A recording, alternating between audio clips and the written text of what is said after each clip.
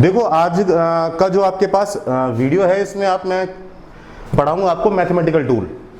Mathematical tool में आपके 4 unit हैं आपके पास। फर्स्ट आपके पास वही है कर्ल ग्रेडियंट डाइवर्जेंस, ये है आपके पास। तो उसमें कर्ल ग्रेडियंट डाइवर्जेंस पढ़ना पड़ेगा आपको। उसमें आपको जो कार्टेशियन कोऑर्डिनेट सिस्टम है, सिलेंड्रिकल है, स्फेरिकल है, कर्वीलिनियर कोऑर्डिनेट सिस्टम है, इनमें पढ़ना पड़ेगा। सेकंड जो आपके पास है, सेकंड में आपको वही फर्स्ट ईयर का ही पढ़ना है, बट आपके पास अपर लेवल में पढ़ना है। जो आपके पास आपने पढ़ा है लॉरेंट ट्रांसफॉर्मेशन और ये सब कुछ पढ़ना है आपको, बट आपके पास कोऑर्डिनेट ये चेंज हो जाएंगे। थर्ड आपके पास क्या है, डिफरेंशियल इक्वेशन है। फोर्थ आपके पास क्या है, बाउंड्री कंडीशन वाली प्रॉब्लम्स है, वो वाली यूनिट है आपके पास। तो मैं यहाँ पर आज स्टार्ट करता हूँ आपको यूनिट फोर्थ, ठीक है, बाउंड्री प्रॉब्लम। तो यहाँ पर आपके पास जो यूनिट फोर्थ है, यूनिट फोर्थ में आपके पास प्रॉब्लम आपके पास है बाउंड्री प्रॉब्लम। बाउंड्री प्रॉब्लम, परिसीमा मान समस्याएं। तो इसमें आपको करना क्या है, इसमें मोस्टली आपको डिफरेंशियल इक्वेशन को ही सॉल्व करना, डिफरेंशियल इक्वेशन को ही सॉल्व करना है आपको। डिफरेंशियल इक्वेशन जो होंगी आपके पास उसको सॉल्व करना है। और मैथमेटिक्स में बुक है आपके पास डिफरेंशियल इक्वेशन की। तो फर्स्ट ऑफ ऑल मैं इसमें आपको पहला टॉपिक पढ़ाता हूं। आपके पास जो लाप्लास इक्वेशन है, लाप्लास इक्वेशन को आपको 2D में सॉल्व करना है। लाप्लास इक्वेशन को आपको 2D में सॉल्व करना है, फिर लाप्लास इक्वेशन को ही आपको 3D में सॉल्व करना है। फिर आपके पास बहुत सारी इक्वेशंस हैं, तो पहले मैं स्टार्ट करता हूं लाप्लास इक्वेशन से। तो इसमें अपना जो टॉपिक है जो आपको डिस्कस करना है, वो टॉपिक क्या है आपके पास, देखिए टॉपिक देखने का आप टॉपिक क्या होगा आपके पास, 2D द्विविमीय, टॉपिक लिख देता हूं मैं आपको, द्विविमीय निर्देश तंत्र में लाप्लास समीकरण का हल, ठीक है, सॉल्यूशन ऑफ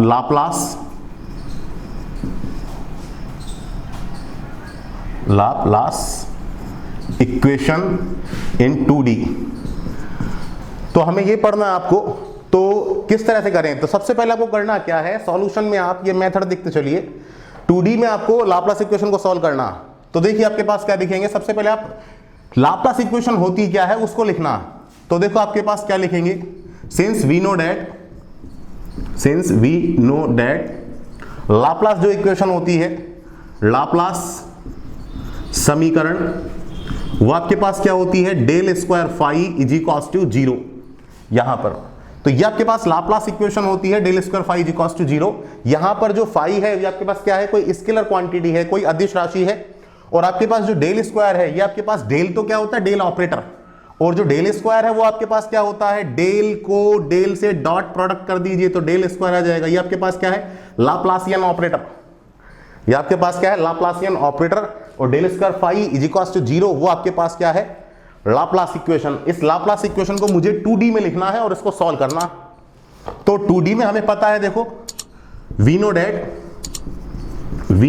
डेट आपके पास जो डेल होगा वो आपके पास होता क्या है, I cap del upon del X plus J cap del upon del Y plus K cap del upon del Z. But मुझे डेल स्क्वायर लिखना है, तो आपके पास क्या होगा, डेल इंटू डेल स्क्वायर होगा। तो डेल स्क्वायर की वैल्यू में डायरेक्ट लिख देता हूं आपके पास कि I cap J cap K cap नहीं आएंगे।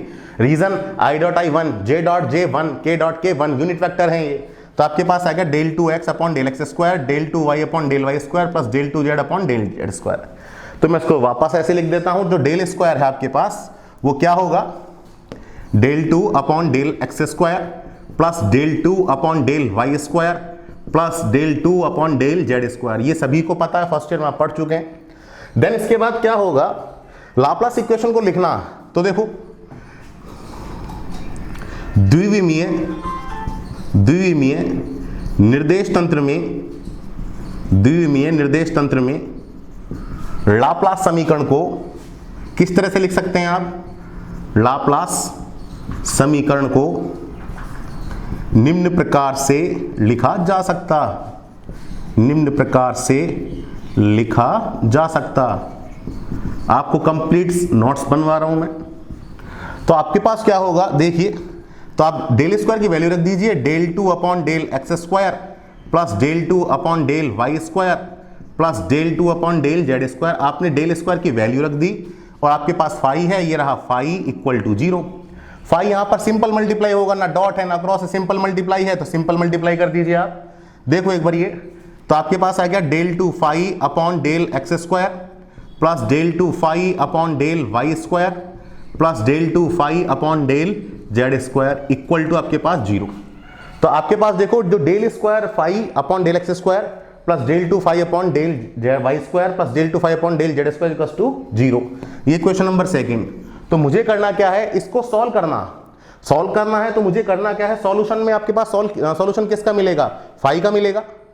ठीक है, फाई का मिलेगा तो मैं फाई अपनी तरफ से मान लेता हूं और फाई आपके पास क्या है, स्केलर क्वांटिटी है। तो स्केलर क्वांटिटी, वो स्केलर क्वांटिटी आप किस में सॉल्व कर रहे हैं, इसको 2D में। तो आपके पास स्केलर क्वांटिटी भी 2D कोऑर्डिनेट जो होंगे आपके पास एक्स और वाई उस पर डिपेंड करेगी। तो देखो मेरे पास क्या है, मैं यहां पर मान लेता हूं कि आपके पास जो इक्वेशन नंबर 1 है उसको 2D में आपने ऐसे लिख दिया। 2D में लिखना है आपको, 2D में लिखना है तो जेड नहीं आएगा आपके पास, मैं ये टर्म्स हटा रहा हूं, मुझे 2D में लिखना है। तो इसलिए मेरे पास यहां पर ये आ गया del 2 phi upon del x square. 3D होता तो मैं जेड लिखता, 2D है तो मैंने यहां पर इतना लिख दिया। अब देखो यहां पर जो इक्वेशन नंबर 1 है del square phi equals to 0, इसको आपने 2D में ऐसे लिख दिया। अब इससे आपके पास मिलेगा क्या, इसका सॉल्यूशन क्या होगा, सॉल्यूशन से मुझे मिलेगा क्या, क्या गेन होगा, मुझे ये स्केलर क्वांटिटी आपके पास मिल जाएगी। ठीक है, तो मैं डायरेक्ट मान लेता हूं आपके पास, देखो समीकरण 1 का हल माना, समीकरण नंबर 1 का हल निम्न है। तो आपके पास जो फाई है, मैं मान लेता हूं कि आपके पास इसका जो हल है वो आपके पास फाई आएगा, हम सबको पता है वो किस पर डिपेंड करेगा, एक्स और वाई पर डिपेंड करेगा। ठीक है, एक्स और वाई पर डिपेंड करेगा। अब ये एक्स और वाई पर डिपेंड करेगा, ये एक्स और वाई आपके पास क्या है, यहां प्रॉब्लम आती है बच्चों को, ये एक्स और वाई पर डिपेंड करेगा। तो एक्स और वाई आपके पास क्या है, इंडिपेंडेंट क्वांटिटी है।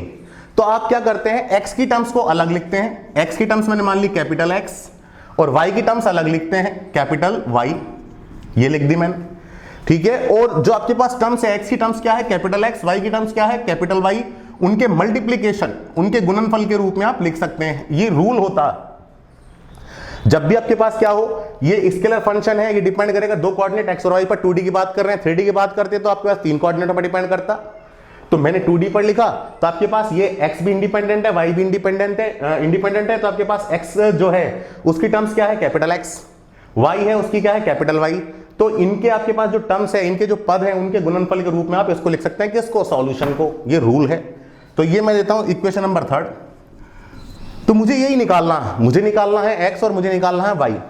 अब देखो अगर ये आपके पास ये जो इक्वेशन नंबर 1 है उसको 2D में आप ऐसे लिख सकते हैं और इसका सॉल्यूशन आपके पास ये रहा। अगर ये सॉल्यूशन है तो उसको क्या करेगा, सेटिस्फाई करेगा। तो आप क्या करेंगे, फाई की जगह वो वैल्यू रख देंगे। तो देखिए आप कैसे रखते हैं, देखो del 2 upon del x square, phi की जगह आप रख दीजिए x और ये आपके पास y प्लस डेल 2। ऐसा क्यों कर रहे हैं आप, क्योंकि ये सॉल्यूशन है तो इस इक्वेशन को सेटिस्फाई करेगा। तो आपके पास हो गया ये x और ये आपके पास y equal to 0। Next step, यहां पर आपके पास पार्शियली डेरिवेशन हो रहा है, आपके पास डिफरेंशिएशन हो रहा है। तो आपके पास जब x के सापेक्ष करेंगे तो y कांस्टेंट, y के सापेक्ष करेंगे तो x कांस्टेंट। तो आप x के सापेक्ष कर रहे हैं तो y बाहर निकाल लीजिए, y बाहर आ गया आपके पास, और आपके पास क्या आ गया del 2 upon del x square, ये आपके पास x। सिमिलरली आपके पास y के सापेक्ष कर रहे हैं तो x बाहर आ गया, और आपके पास क्या आ गया del 2 upon del Y square, आपके पास ये आ गया इक्वल टू 0। अब नेक्स्ट स्टेप है वो क्या करें आप, और उसका रीजन भी आपको पता लग जाएगा। तो मैं इसको देता हूं इक्वेशन नंबर 4। अब देखो समीकरण नंबर 4 में दोनों तरफ ये रूल है, और ये क्यों कर रहे हैं आप अभी आपको पता लग जाएगा। x y से डिवाइड करने पर तो डिवाइड कर दीजिए आप। तो डिवाइड करेंगे तो आपके पास देखिए y del 2 upon del x square x plus x del 2 upon del Y square capital Y equal to 0। Divide करेंगे आप तो x और ये आपके पास y, डिवाइड करेंगे आप x और ये आपके पास y, यहां भी डिवाइड करेंगे आप x और ये y। आपने क्या देखा, y से y कैंसिल आउट, x से x कैंसिल आउट, और यहां तो कुछ लिखना ही नहीं है। तो नेक्स्ट स्टेप देखिए आपके पास, ये नीचे देखना, तो आपके पास देखो 1 upon x del 2 upon del x square x plus 1 upon y del 2 upon del Y square आपके पास y इक्वल टू 0। ये इक्वेशन नंबर 5। तो मेरे पास क्या हुआ, मैंने ये स्टेप क्यों लिखा, देखिए मैंने ये जो इक्वेशन नंबर 4 है, 4 में मैंने डिवाइड लगाया, क्यों, क्योंकि ऐसी इक्वेशन बन जाए। अब ये क्या है, इक्वेशन नंबर 5 में आप देखिए, इक्वेशन नंबर 5 में आप देखिए कि आपके पास क्या होगा, ये जो फर्स्ट टर्म्स है वो ओनली x की है, चेक कर लीजिए, और जो सेकंड टर्म्स है वो क्या है, y की। ठीक है, तो अब हमें पता है, देखो मैं आपको समझा देता हूं कि अगर आप ऐसे लिखें डेल अपॉन डेल एक्स और मुझे लिखना है 2y, तो आंसर क्या देते हैं आप, 0। अगर मैं लिख दूं डेल अपॉन डेल वाई, मैं लिख दूं एक्स स्क्वायर, तो आप आंसर क्या देते हैं, 0। इसका मीन क्या हुआ कि अगर आप x में चेंज करें, x के सापेक्ष चेंज करें, किस में, y में, तो आपके पास कोई भी इफेक्ट नहीं पड़ता। अगर आप y के सापेक्ष चेंज करें, परिवर्तन लें x में, तो कोई भी इफेक्ट नहीं पड़ता है। मीन कि अगर आप x में चेंज करेंगे तो y पर इफेक्ट नहीं पड़ेगा, y में चेंज करेंगे तो x पर इफेक्ट नहीं पड़ेगा। मीन कि x और y आपके पास इंडिपेंडेंट है, इंडिपेंडेंट है, तो आपके पास क्या होगा कि अगर आप इस स्टेप में चेंज करोगे तो इस पर कोई इफेक्ट नहीं पड़ेगा, और इसमें आप चेंज करोगे तो इसमें भी कोई इफेक्ट नहीं पड़ेगा, क्योंकि आपके पास x y इंडिपेंडेंट है। इसलिए आपके पास ये वाला फर्स्ट टर्म्स तो सेकंड के लिए कांस्टेंट की तरह बिहेव करेगा, सेकंड फर्स्ट के लिए कांस्टेंट की तरह बिहेव करेगा, तो मुझे इनको कांस्टेंट मानना है। तो आप चेक कर लीजिए, देखो क्या है। अब देखो अगला स्टेप,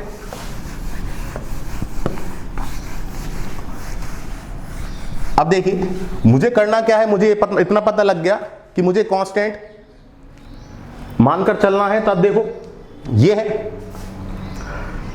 तो देखिए इसको कांस्टेंट मानना है। कांस्टेंट कैसे मानना है, कांस्टेंट कैसे मानते हैं, कांस्टेंट आपको इस तरह से मानना है कि आपके पास ये इक्वेशन सेटिस्फाई रहे, सेटिस्फाई रहे, तो आपका राइट हैंड साइड में क्या है, 0, तो लेफ्ट हैंड साइड में भी 0 ही बना रहना चाहिए। इस तरह से आपको कांस्टेंट मानना।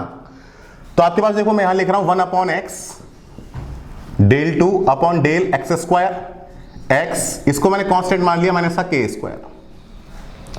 तो इसमें इक्वेशन क्या बन गई, क्रॉस मल्टीप्लाई कर दो, del 2 upon del x square x, cross multiply होगा, इसको यहां पर ले आओ, के एक्स इक्वल टू 0। ये आपका इक्वेशन नंबर 6। ठीक है, सिमिलरली आपके पास इसको क्या मान लेंगे, इसको मानना आपको इस तरह से है, इसको मानना इस तरह से है कि आपके पास राइट हैंड साइड सेटिस्फाई रहे, राइट हैंड साइड में 0 है तो इधर कांस्टेंट, इसको आपने k माना था, इसको क्या मान लेंगे, माइनस के स्क्वायर, तो के स्क्वायर माइनस के स्क्वायर कितना हो जाएगा, 0।